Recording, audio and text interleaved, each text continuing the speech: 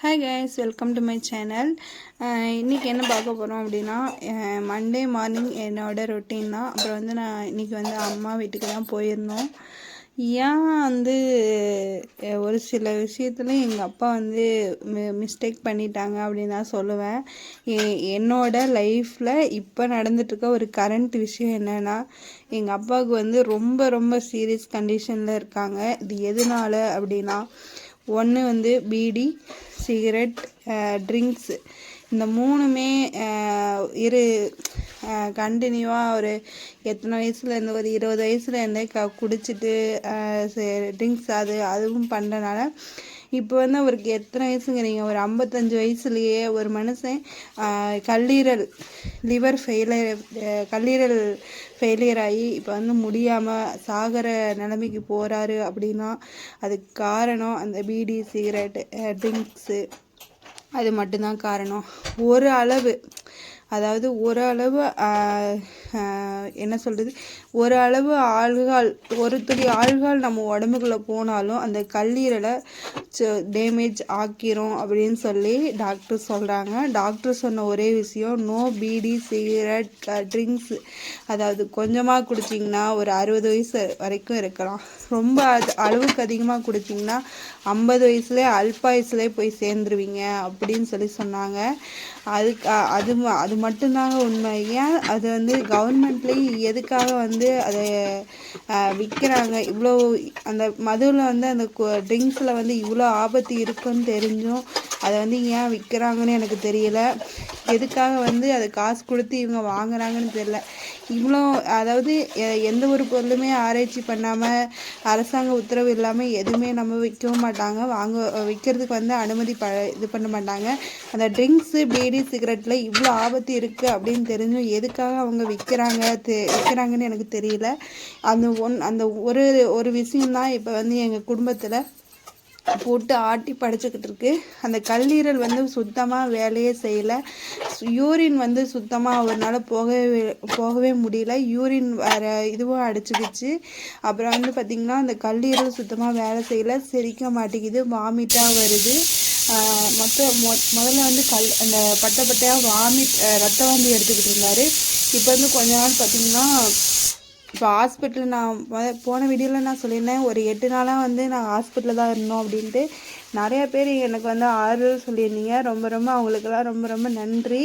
இப்போ நான் என்ன சொல்ல வரேன் அப்படிங்கிறத முழுசாக இந்த வீடியோவில் பாருங்கள். எனக்கு நடந்துட்டுக்கு ஒரு விஷயம், எங்கள் அப்பா என் கண்ணால் என்னால் பார்க்கவே முடியல. எப்படி இருந்த மனுஷன் இப்படி படுக்கையாக 4-5 மாதமாக படுத்து கிடக்காரு அப்படின்ட்டு. அதுவும் 55 வயசில் பாதி 50 வருஷம் கூட முழுசாக வாழலைன்னா வச்சுக்கோங்களேன்.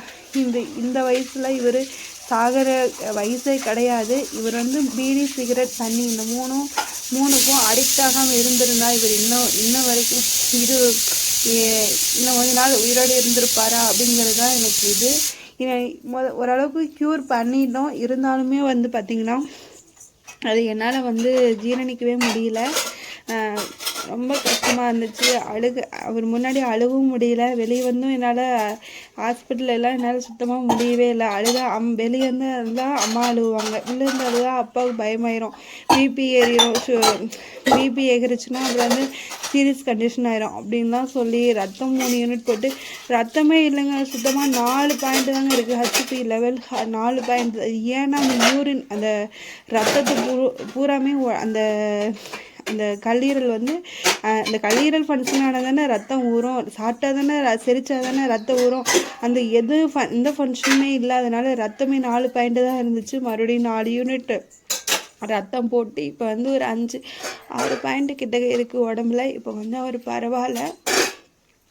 உங்களுக்கு தெரிஞ்சவங்க இந்த மாதிரி யாராவது குடிக்கிறாங்க அப்படின்னா தயவு செஞ்சு இதெல்லாம் சொல்லி எடுத்து சொல்லுங்கள். இது பின்னாடி உங்களுக்கு பெரிய எங்களுக்கு பார்க்குறவங்களுக்கு வேதனை, வலியும் அவங்க தான் அனுபவிக்கணும். யாரும் வாங்கிக்கலாம் மாட்டாங்க. வலியை நம்ம வீட்டுக்கு வர விருந்தால் வேறு பக்கம் போவாங்களா? கண்டிப்பாக கிடையாது இல்லையா? அது மாதிரி நம்ம உடம்புக்கு வர வியாதி எங்கேயுமே போகாது, நம்ம உடம்புக்கு மட்டும்தான் வரும்.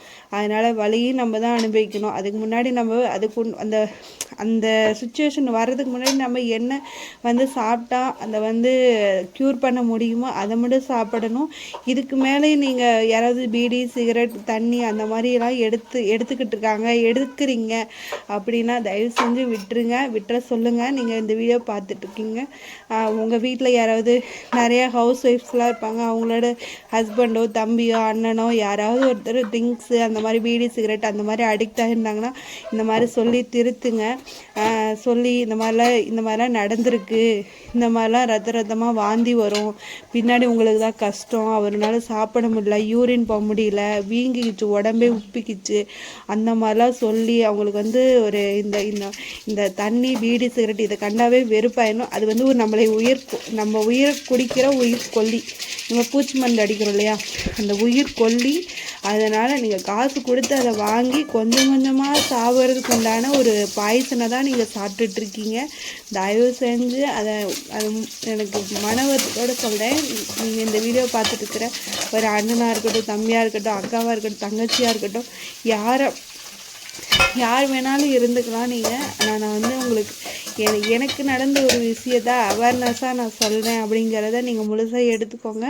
தயவு செஞ்சு உங்கள் வீட்டில் யாராவது இருந்தீங்கன்னா, யாராவது இருக்காங்க அப்படின்னா நீங்கள் சொல்லுங்கள். இதோட பின் விளைவுகள் என்னவா இருக்கும் அப்படிங்கிறத நான் பட்டுட்ருக்கேன், எங்கள் அப்பா பட்டுட்ருக்காரு. அதோட விளைவுகள் இன்னுமே க்யூர் ஆகலை. யூரின் பம்பில் 2 நாளைக்கு ஒருக்கா ஹாஸ்பிட்டலில் போய் செக் பண்ணிகிட்ருக்கோம். அவருக்கு உண்டான க்யூர் பண்ணுறதுக்கு உண்டான மெடிசன் கொடுத்துட்ருக்கோம். என்னால் உட்கார முடியல, மூச்சோட சிரமமாக இருக்குது அப்படின்னு சொல்லிட்டு டெய்லியுமே ஏதாவது ஒரு பிரச்சனை வந்துக்கிட்டே இருக்குது. மூச்சோட சிரமமாக இருக்குங்கிறப்போ அவருக்கு எவ்வளோ வலி இருக்கும். மூச்சோட அந்த ஹார்ட்டு ஃபுல்லாக, அந்த உடம்பு ஃபுல்லாக தண்ணி நிறைஞ்சிட்டு, நம்ம உடம்பு தண்ணிக்குள்ளே மிதக்கிற மாதிரி நம்ம உடம்புக்குள்ளே இருக்க உறுப்புகள் எல்லாமே தண்ணிக்குள்ளே மிதந்துட்டுருக்கு. ஏன்னா வந்து யூரின் போக முடியல, அந்த கணையை வந்து வேலை செய்யாதனால யூரினை வந்து நேராக டைரெக்டாக கீழே வந்து அனுப்ப மாட்டேங்குது, உடம்பு முழுக்க ஸ்ப்ரெட் ஆகிக்குது. அப்போ வந்து உடம்பு பூரா உப்பிக்குது. அந்த ஒரு சூழ்நிலையில் வந்து அந்த சிறுநீரகம் எதுவுமே கிட்னி ஒன்று ஃபெயிலியர் ஆகிட்டு கல்லீரல் வேலை செய்ய மாட்டேங்குது. அப்புறம் வந்து பார்த்திங்கன்னா அந்த இன்னுமே நிறைய ப்ராப்ளம்ஸ்லாம் சொன்னாங்க. என்னால் அடுத்த டைம் நான் கண்டிப்பாக சொல்கிறேன் உங்களுக்கு. தயவு செஞ்சு என்னோடய அண்ணனா, தம்பியா, அக்காவா, தங்கச்சியா யாராக இருக்கட்டும், நான் அவங்களா நினச்சி தான் உங்களை சொல்கிறேன். உங்களுக்கு தெரிஞ்சவங்க யாராவது இருக்கீங்க, நீங்கள் யாராவது இந்த வீடியோவுக்கு பார்த்துட்ருக்கீங்க, ட்ரிங்க்ஸ் பண்ணிட்டீங்க அப்படின்னா தயவு செஞ்சு நீங்கள் குடிக்காதீங்க. உங்களோட ஒய்ஃபு, உங்களோட குழந்தைகளை நினச்சி நீங்கள் விட்டுருங்க. பின்னாடி நாங்கள் வந்து எவ்வளோ செலவு இருக்கோங்கிறது முக்கியம் இல்லை, எவ்வளோ வந்து அவங்க உடம்பு எவ்வளோ வந்து தாங்குது அப்படிங்கிறது தான் முக்கியம். தயவு செஞ்சு நீங்கள் இந்த வீடியோ பார்த்துட்டீங்கன்னா தயவு செஞ்சு உங்களுக்கு தெரிஞ்சவங்கள சொல்லுங்கள், பீடி சிகரெட்லாம் குடிக்காதீங்க, தண்ணிலாம் குடிக்காதீங்க அப்படின்னு சொல்லுங்கள். காசுக்கு உயிர் கொலையை நம்ம விலை கொடுத்து வாங்கிட்டு இருக்கோம். நெக்ஸ்ட் வீடியோவில் பார்க்கலாம். டாட்டா. தயவு செஞ்சு எடுத்துப்பீங்கன்னு நினைக்கிறேன், யூஸ்ஃபுல்லாக இருக்கும்னு நினைக்கிறேன்.